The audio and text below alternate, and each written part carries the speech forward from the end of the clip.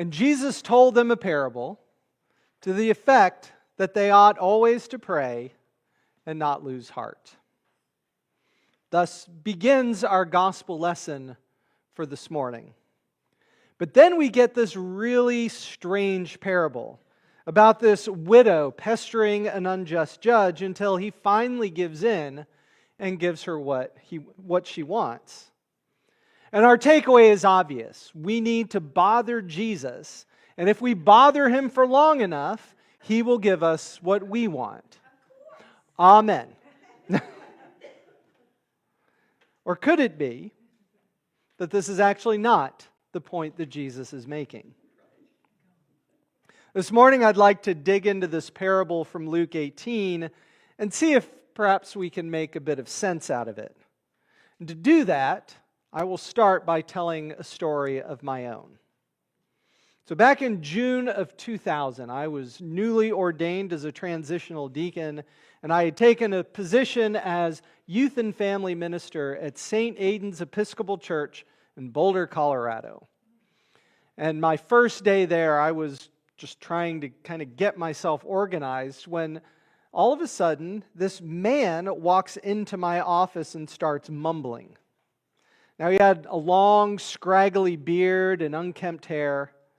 His clothes were old and kind of disheveled, and he had that musty odor of someone that doesn't bathe all that regularly. And he proceeded to mumble at me for about 30 seconds, and then he turned around and walked out. And I thought, well, this is obviously someone off the street who is looking for help. It turns out it was our organist, Tony. Now, over the next few years, I got to know Tony a little better. And like many organists, he was surly, he was cranky, and he always felt like the world was out to get him. Present company accepted, of course.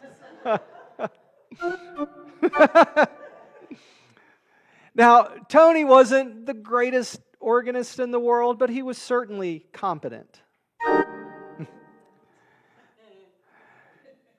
Now, he wasn't really a people person, as you can probably guess. So on Sunday mornings, he would sneak in undetected, and he would immediately go and hide himself behind the organ console. And since I couldn't see him from the back of the church, I had no idea if he was actually there on Sunday morning.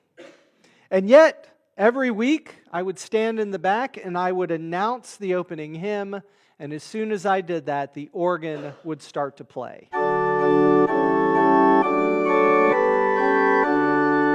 Just like that. That's right.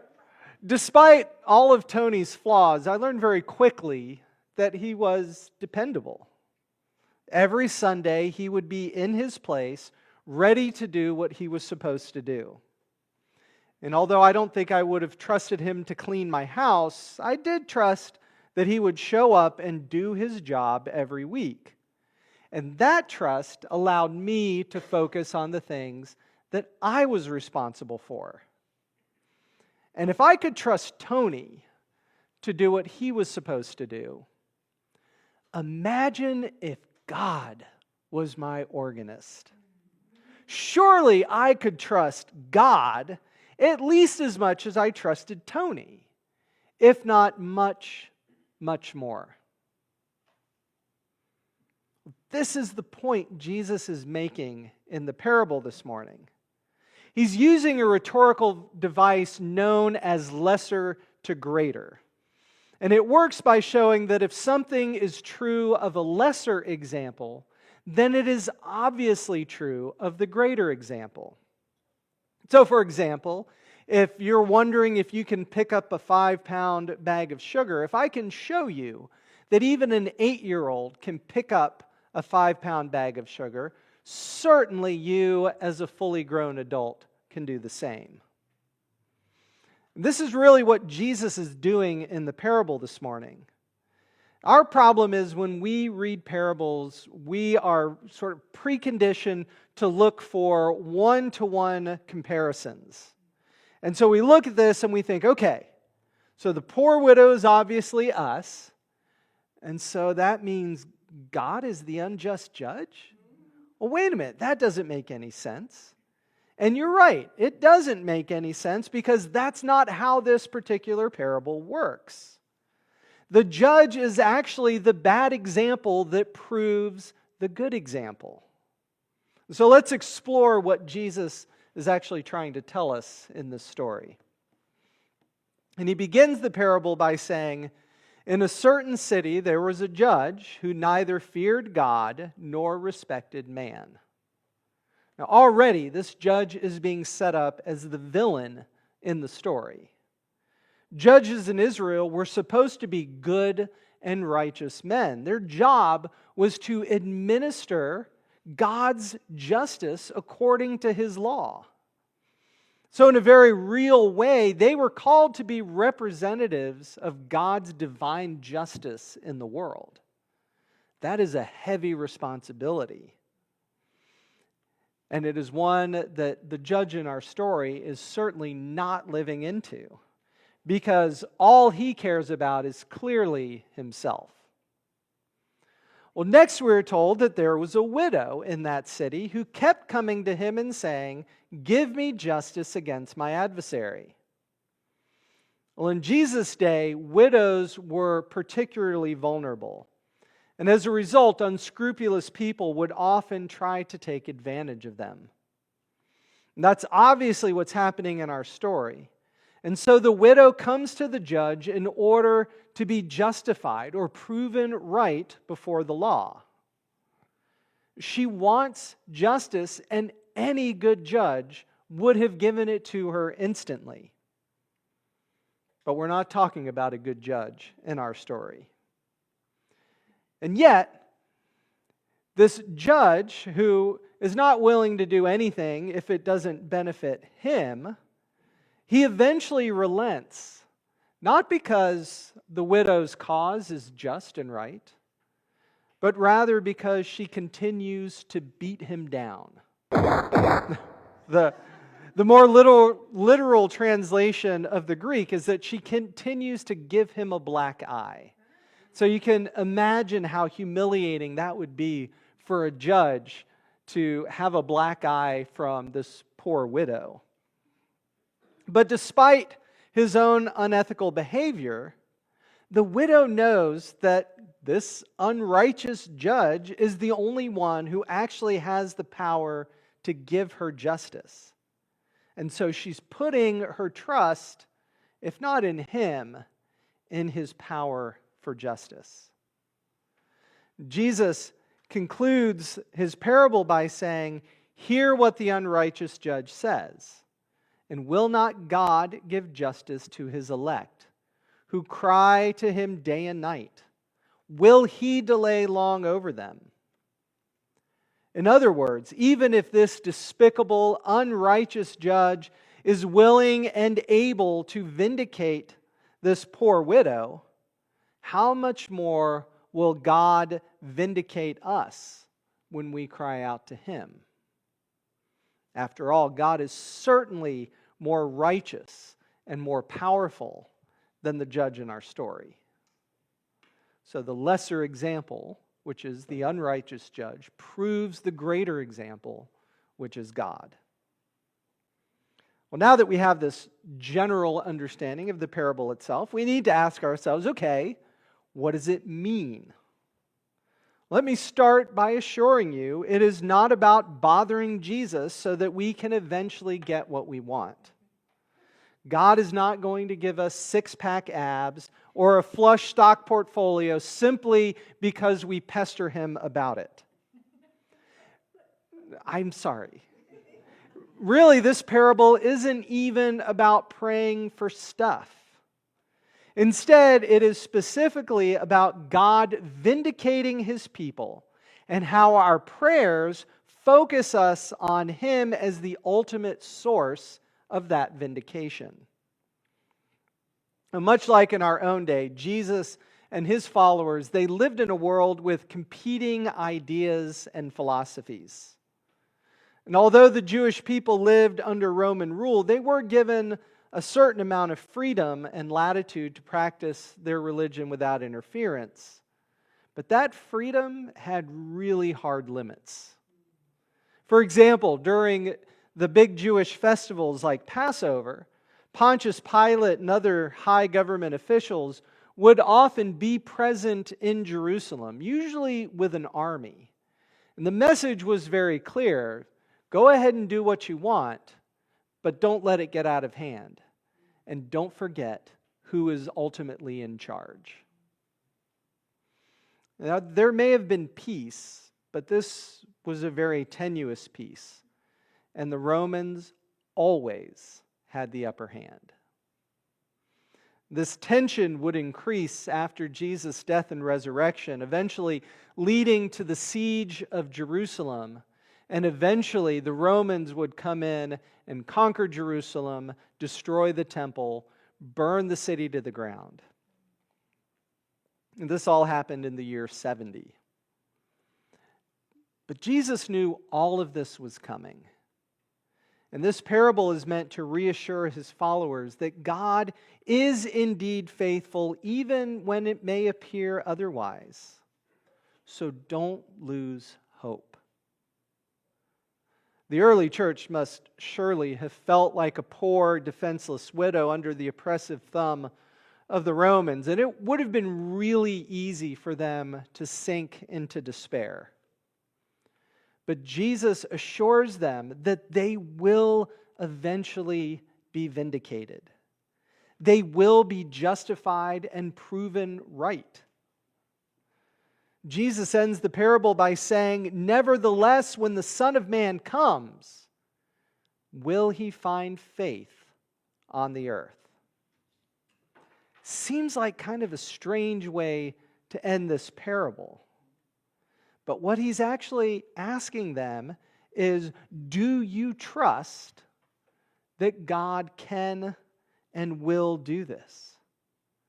Do you believe that he is a God who vindicates his people?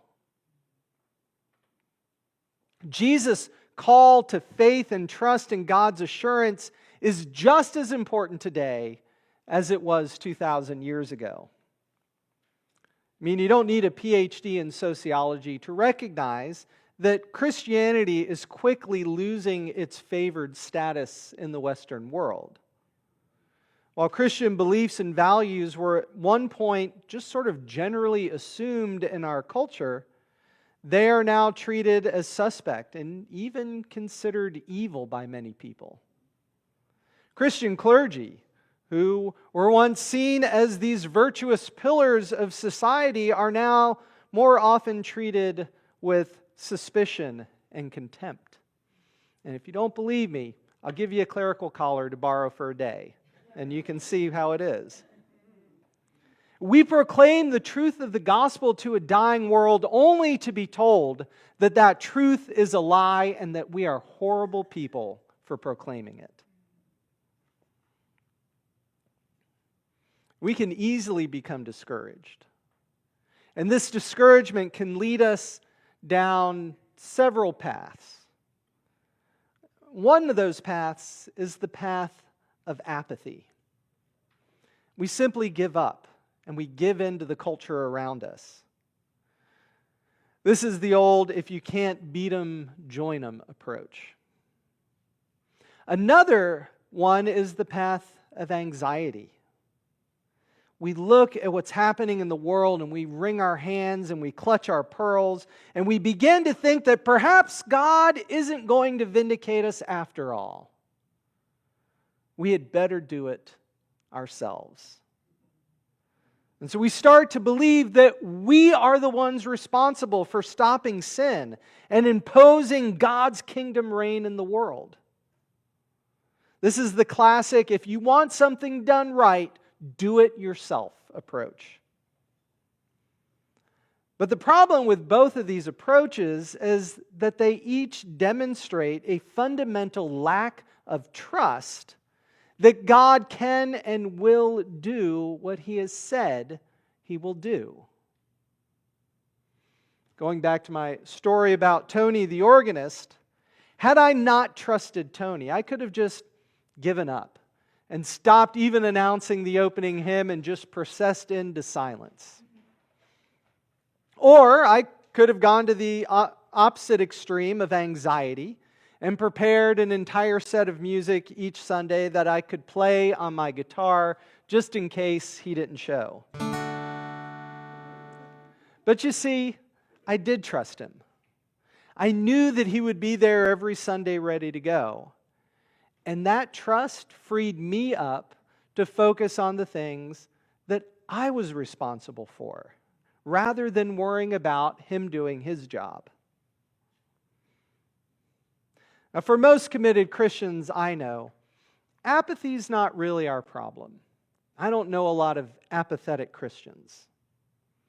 Anxiety, on the other hand, that is a different story. As I mentioned a few weeks ago, the 24-hour news cycle and social media, these things feed on our anxieties like vultures on roadkill. And they have helped to create a generation of very anxious Christians. In order to combat this anxiety, we need to trust that God is going to do what He has said He is going to do. We need to trust that Jesus will one day return and fully establish His kingdom here on earth. We need to believe that we will one day be vindicated before the world. But this is not something that we can control. It's up to God how He will do it and when He will do it. No matter how much we may want to, we cannot bring God's consummated kingdom by our own actions. We cannot force God's hand simply by electing the right leaders, or passing the right laws, or listening to the right podcasts. I mean, we could do the greatest all-American halftime show ever, and Jesus is still going to return in His own time and in His own way. But that doesn't mean that we should do nothing. When we trust God to do what He is going to do, it actually frees us up to do what He has called us to do, which is not to bring His kingdom to earth, but rather to bring His kingdom to bear on the world around us. That's a different concept. And we do this not by forcing others under God's reign, but rather by living into it ourselves. We bring God's kingdom to bear on the world by living in it with each other. And so if we want those around us to see the truth and the beauty in God's plan for marriage, well, we need to live it out in our own marriages. If we want people to understand God's forgiveness, we need to start by forgiving others as we have been forgiven. If we want people to experience God's love, then we need to be conduits of that love, even when the world hates us for it. In our anxiety, we can become so concerned about proving that we are right that we forget that we have been called to be holy. And so our job then is to reflect God's glory into the world and then reflect the praises of the world back to God. Jesus will take care of the rest. And so, my friends, pray continually and don't lose heart. Heed the words of Proverbs 3, which tells us to trust in the Lord with all of your heart and lean not on your own understandings. In all of your ways acknowledge Him, and He will make your path straight. Keep your eyes and your prayers firmly fixed on Jesus, and He will not let you down. We will be vindicated, not by an unrighteous judge, but by the righteous God. Thanks be to God. Amen.